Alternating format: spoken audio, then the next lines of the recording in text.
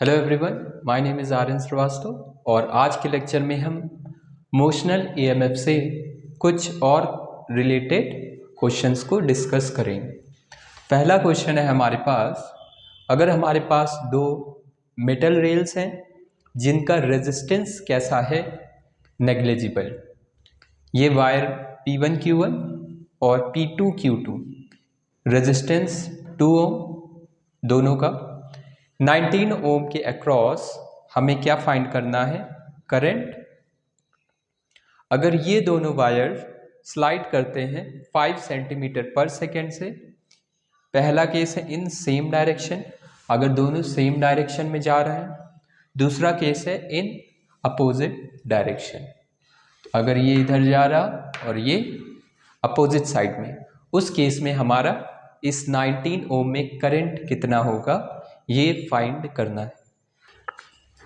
तो पहला देखते हैं, अगर करंट सेम डायरेक्शन में है उस केस में 19 ओम पर तो पहला देखते हैं, अगर दोनों की स्पीड सेम डायरेक्शन में है उस केस में करंट इसके अक्रॉस कितना आएगा। तो सपोज ये भी दोनों सेम डायरेक्शन में जा रहे हैं विद सम वेलोसिटी v, तो यहाँ पे ईएमएफ कैसा इंड्यूस होगा, v क्रॉस v। करंट आ रहा ऊपर की तरफ, यहाँ भी। तो फर्स्ट केस है सेम डायरेक्शन का, तो यहाँ पे ईएमएफ आ गया हमारे पास BVL। इसके अक्रॉस रेजिस्टेंस था हमारा 2 ओम। यहाँ पे भी सेम डायरेक्शन में है तो इसका भी ईएमएफ BVL एंड 2 ओम। यहाँ पे हमारा रेजिस्टेंस गिवन है 19 ओम। तो अब हमें ईएमएफ पता चल चुका है, वेलोसिटी भी पता है। वेलोसिटी है हमारा 5 सेंटीमीटर पर सेकेंड। तो यहाँ पे लिख लेते हैं, वेलोसिटी है सेंटीमीटर पर सेकेंड या 5 × 10⁻² मीटर पर सेकेंड। एक बार चेक कर लेता हूँ, सेंटीमीटर में है, सेंटीमीटर में ही हमें गिवन है। यहाँ पे अब इसे कैसे सॉल्व करेंगे, किरचॉफ्स लॉ हम अप्लाई कर सकते हैं। सपोज यहाँ से करंट I1, यहाँ से करंट I2, ये दोनों करंट यहाँ पे मिल रही हैं, तो I1 + I2। एक लूप ये वाला कंसीडर कर लेते हैं 1, दूसरा लूप ये वाला कंसीडर कर लेते हैं 2। अप्लाई करते हैं, यहाँ से चलते हैं। रेजिस्टेंस के अक्रॉस हमारा वोल्टेज का ड्रॉप होता है, तो करंट था I1 तो -2I1, ये माइनस से प्लस की तरफ वोल्टेज इंक्रीज हो रहा, प्लस BVL, या फिर इसको हम सिंपली E ले लें थोड़ी देर के लिए, ताकि हमें बार बार BVL ना लिखना पड़े। प्लस का आ गया, फिर इसके अक्रॉस हमारा लूप हमने ऐसे लिया है, तो करंट अपोजिट डायरेक्शन में है। पहले यहाँ पे ईएमएफ देखते हैं, ये हो जाएगा हमारे पास -E, एंड यहाँ पे करंट आना चाहिए माइनस का 2I2, पर करंट I2 ऊपर की तरफ है, तो ये हो जाएगा +2I2 = 0। इसको सॉल्व करेंगे, E से E कैंसिल, 2I2 = 2I1। यहाँ से आ गया, यहाँ से हमारा आ गया I1 = I2। पहला केस तो आ गया हमारे पास I1 = I2। इसको नोट कर सकते हैं। इस वाले लूप में हमने किरचॉफ्स लॉ लगाया है। रेजिस्टेंस के अक्रॉस पोटेंशियल का ड्रॉप -I1 × 2, माइनस से प्लस की तरफ +E हो गया। यहाँ पे आए, यहाँ पे ड्रॉप हो रहा वोल्टेज, ये हो जाएगा -E। करंट अपोजिट डायरेक्शन में था, हमारा लूप इस डायरेक्शन में लिया हमने, तो प्लस का 2i2 आएगा। यहाँ से करंट आ गया I1 इक्वल टू I2। इसको नोट कर सकते हैं पॉज करके।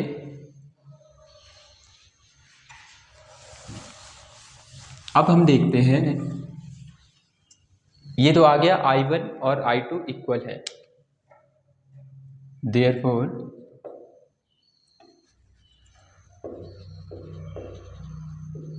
इन 19 ओम करंट हमारा कितना फ्लो हो रहा है, I1 प्लस I2, दोनों इक्वल आए हैं तो 2I1 लिख सकते हैं,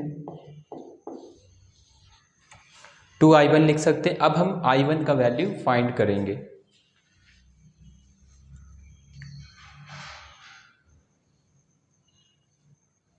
I1 हम कैसे फाइंड कर सकते हैं उसको हम देखते हैं।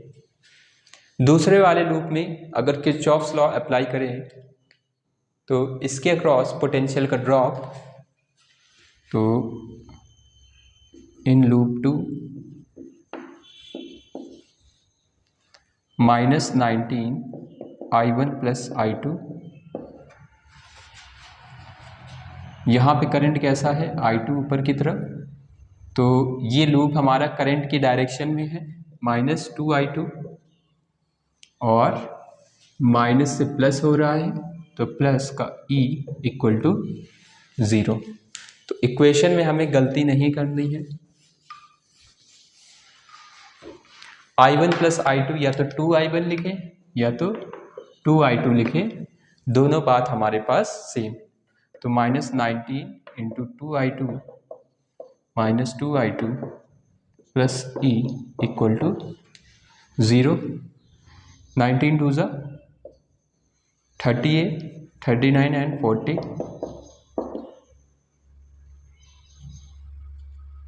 Plus E equal to 0। EMF आ गया हमारे पास 40I2। तो यहाँ से I2 का वैल्यू हम फाइंड कर सकते हैं। EMF कितना था, BVL upon 40 equal to I2। तो B हमारा कितना गिवन है, B हमारा गिवन है, तो क्वेश्चन में नोट कर लीजिएगा, B हमारा गिवन है 1 टेस्ला। तो पहले इतना नोट कर लें। यहाँ से अब हमें लेंथ भी पता है, लेंथ हमारा गिवन होना चाहिए 4 सेंटीमीटर लेंथ गिवन है, लेंथ 4 सेंटीमीटर, और वेलोसिटी हमें पता ही चल गया है, तो पॉज करके नोट कर सकते हैं।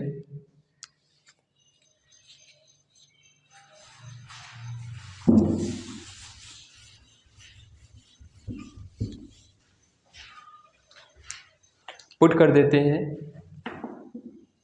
I2 का वैल्यू आ जाएगा 1 इंटू 5 इंटू 10⁻², क्योंकि वेलोसिटी मीटर्स पर सेकेंड में रखेंगे, लेंथ भी मीटर्स में रखेंगे, तो 4 इंटू 10⁻² अपॉन 40, 4 10 4 से 4 कैंसल, 5 इंटू 10⁻⁵ एम्पियर आ गया हमारे पास करंट। यही हमारा I1 भी था, I1 equal to I2, therefore current हमारा 19 ओम से कितना आया, 2 टाइम्स ऑफ I2, जो कि आ गया 2 5 ज़ा 10 इंटू 10⁻⁵ एम्पियर, या फिर 10⁻⁴ एम्पियर आंसर। तो क्वेश्चन में हमें किरचॉफ्स लॉ पे भी बेस्ड क्वेश्चन पूछे जा सकते हैं। पॉज करके इसे नोट कर सकते हैं। अब हम देखेंगे अपोजिट डायरेक्शन में है तब हमारा क्या कर सकते हैं। इन वैल्यूज को जरूर नोट कर लेना, B बार एंड L का वैल्यू। नेक्स्ट देखते हैं अपोजिट डायरेक्शन।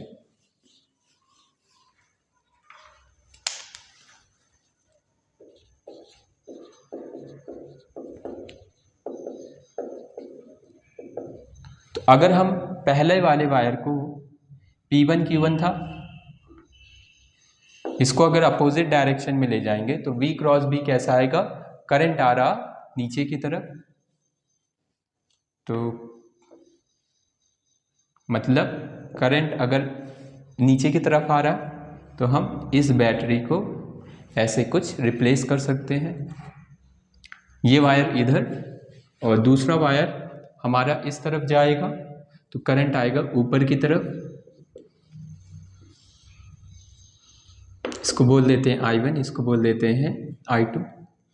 इसका रेजिस्टेंस 2 ओम, इसका भी रेजिस्टेंस था 2 ओम। तो हमें उस वाले सर्किट को इस फॉर्म में रिप्लेस करना है ताकि हमारा क्वेश्चन इजीली सॉल्व हो सके। ये 19 ओम,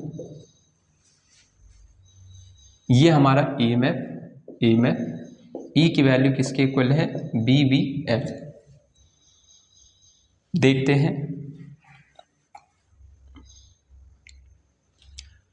इस वाले लूप में किरचॉफ्स लॉ लगाएंगे 1 और दूसरे वाले लूप में भी किरचॉफ्स लॉ लगाएंगे लूप 2।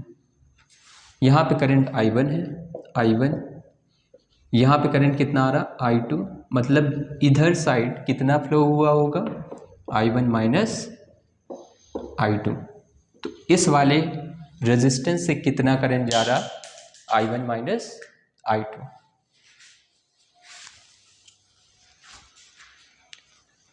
अप्लाइंग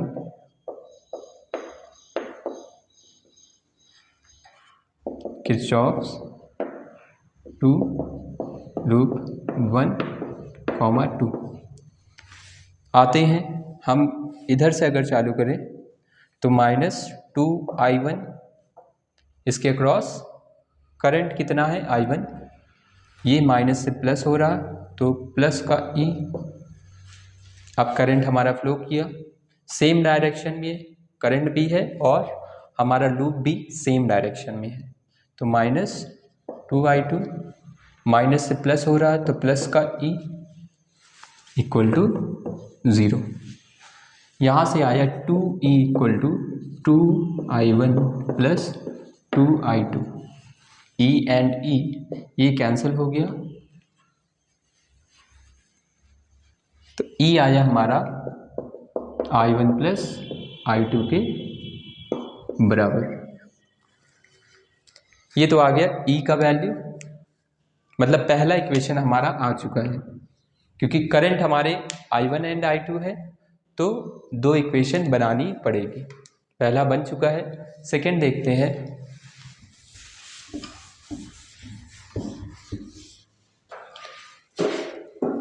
सेकंड हमारा लूप 2 में अगर अप्लाई करें,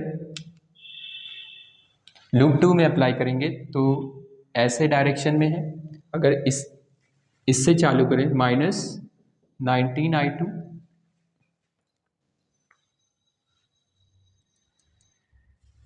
यहाँ पे हमारा करंट कैसा है, ऊपर की तरफ जा रहा I1 माइनस I2। लूप हमने ऐसे लिया है, लूप हमारा इस डायरेक्शन में, करंट अपोजिट डायरेक्शन में, तो यहाँ पे आ जाएगा माइनस साइन आएगा तो ये हो जाएगा प्लस का 19I1 माइनस I2। लूप के अपोजिट डायरेक्शन में अगर करंट फ्लो हो रहा है तो माइनस साइन लगाएंगे, या फिर सिंपली अगर करंट के डायरेक्शन में चल रहे हैं तो माइनस साइन, अपोजिट डायरेक्शन में करंट दिख रही है तो सिंपली प्लस हो जाएगा, तो यहाँ पे आएगा प्लस 19 ओम। और हमने लूप ऐसा कुछ कंसीडर किया है तो -2I2 करंट की डायरेक्शन में लूप है, माइनस से प्लस हुआ है, प्लस E इक्वल टू 0। ये आ गया हमारा, कितना हो जाएगा, -19I2 minus 2I2, 19I1 minus 21I2 plus E equal to 0। इसे पॉज करके नोट कर सकते हैं।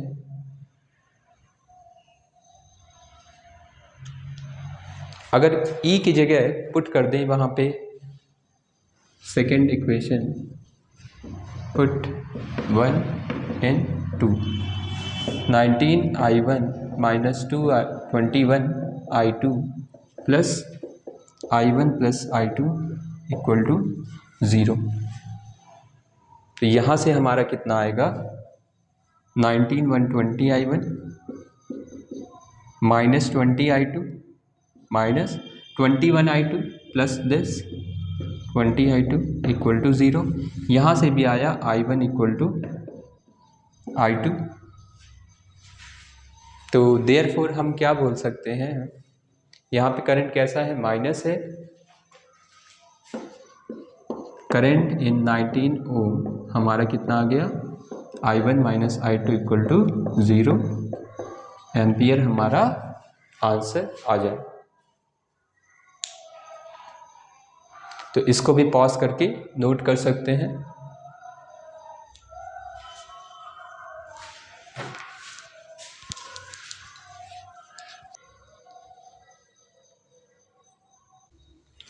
नेक्स्ट क्वेश्चन देखते हैं। ये हमारे पास अगर करंट जनरेटर है, ये हमारा मेटल रेल है और ये ए बी इस पे स्लाइड कर सकता है।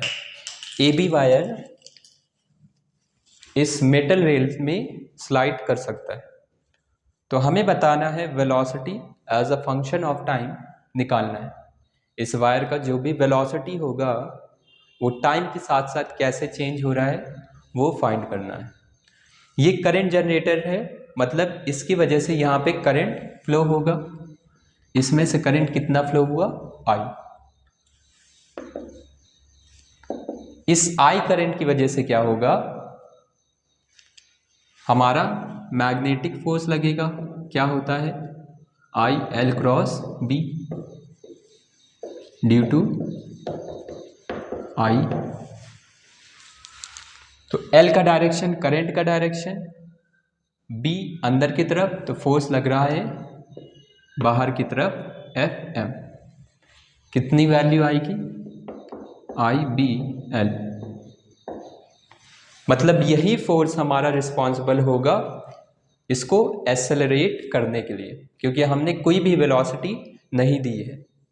तो एक्सेलरेट हो रहा और वही वेलोसिटी टाइम के साथ साथ चेंज होगी।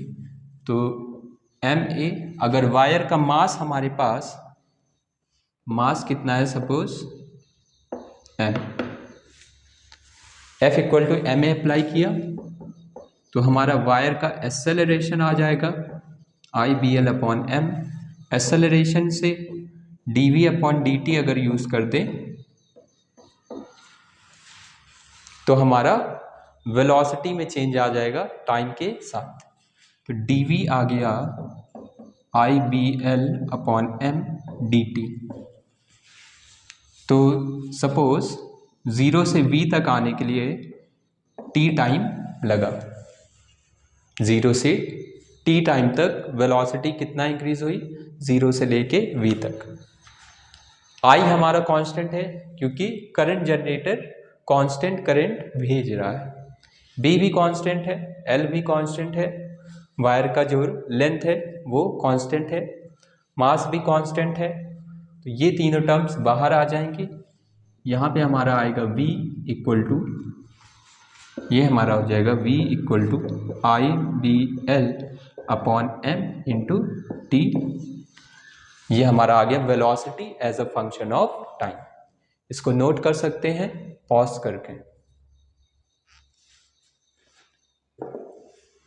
नेक्स्ट देखते हैं,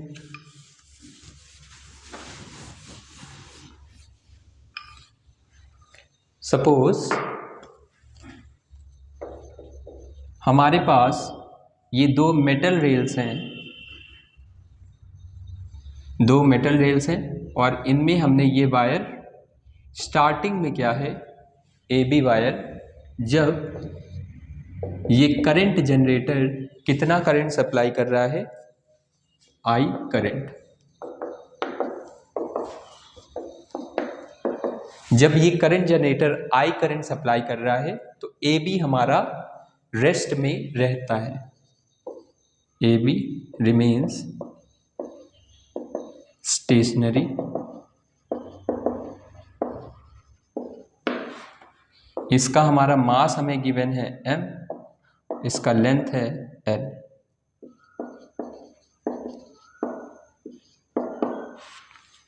तो अगर ये स्टेशनरी है तो क्या आएगा हमारा? क्वेश्चन में हमसे क्या पूछा गया है, अगर इस वायर को इफ ए बी मास हमारा अगर 2m हो जाए और लेंथ हमारा l ही रहे, तब हमारा क्या चेंज आएगा?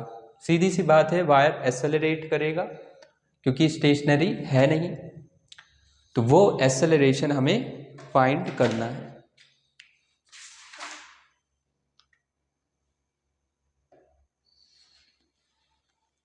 ए बी का मास 2m हो जाए तो इस वायर को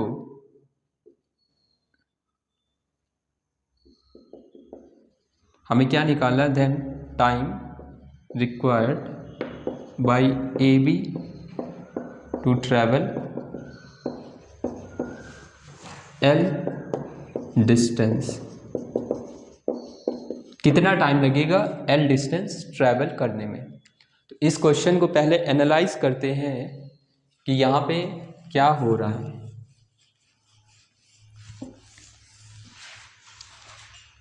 तो क्वेश्चन हमें क्लियर है, आई करंट जनरेटर है, इससे करंट आई फ्लो हो रहा है, तो करंट ऐसा कुछ आया, यहाँ पे आई करंट आ गया।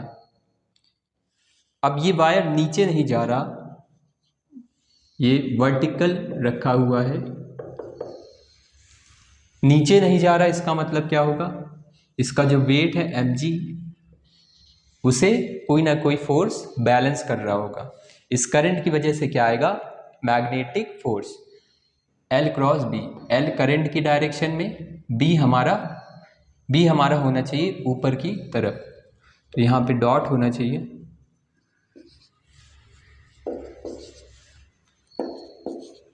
तो L क्रॉस B, तो FM आ गया ऊपर की तरफ, ILB। स्टार्टिंग में दोनों इक्वल होंगे, तो FM equal to mg IBL upon m,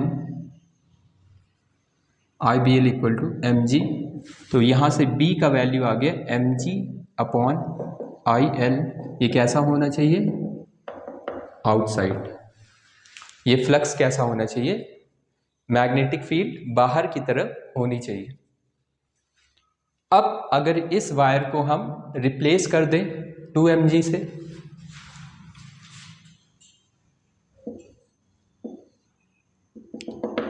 starting में हमारा वायर यहाँ पे था, जैसे ही हमने वायर को रिप्लेस किया 2m वाले मास से, तो इस पे नीचे की तरफ फोर्स आ जाएगा 2mg। FM अभी भी हमारा ऊपर की तरफ लग रहा है। अब ये वायर एक्सेलरेट करेगा क्योंकि नीचे वाला फोर्स ज़्यादा है। ये वाला फोर्स कितने मास को बैलेंस कर पा रहा है? m मास को।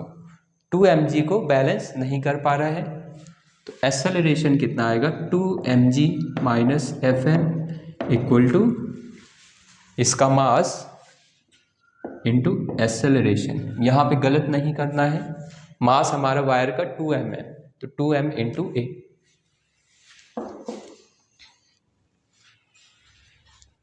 कितना डिस्टेंस जब ट्रेवल कर ले? l डिस्टेंस, तब हमें टाइम निकालना है।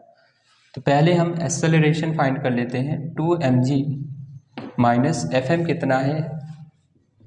IBL अपॉन 2m, ये आ गया एक्सेलरेशन। IBL हमारा mg के बराबर है, पुट कर सकते हैं, इसको पॉज करके नोट कर लें पहले।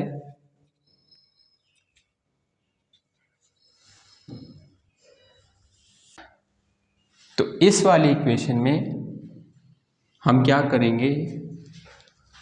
2mg माइनस IBL की वैल्यू हमारा mg है upon 2m, equal to acceleration, ये आ जाएगा mg/2m, m से m कैंसिल, एक्सेलरेशन आ गया g/2, ये हमारा एक्सेलरेशन आ गया।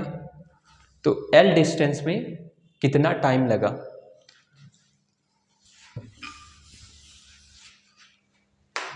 तो फिर से देखते हैं डायग्राम। वायर हमारा स्टार्टिंग पोजीशन से इनिशियल वेलोसिटी 0 होगी, इस एक्सेलरेशन की वजह से क्या आया होगा, l डिस्टेंस ट्रेवल किया होगा, इस पॉइंट पे वेलोसिटी सपोज है v, एक्सेलरेशन हमारा कांस्टेंट है, g/2 पर एक्सेलरेशन हमारा कांस्टेंट है। तो कांस्टेंट के केस में अगर हमें l निकालना है, मतलब टाइम निकालना है, तो अगर यूज़ कर लें s = ut plus half at², starting की वेलोसिटी क्या है, 0 है, तो 2s/a रूट आ जाएगा। तो टाइम यहाँ से हम निकाल सकते हैं, कितना आ जाएगा, रूट 2l अपॉन एक्सेलरेशन है g/2, ये आ गया टाइम। इसको नोट कर सकते हैं। तो ये कुछ इंपॉर्टेंट क्वेश्चन है जिनमें हमें कॉन्सेप्ट को समझना है कि कैसे सॉल्व हो रहा क्वेश्चन।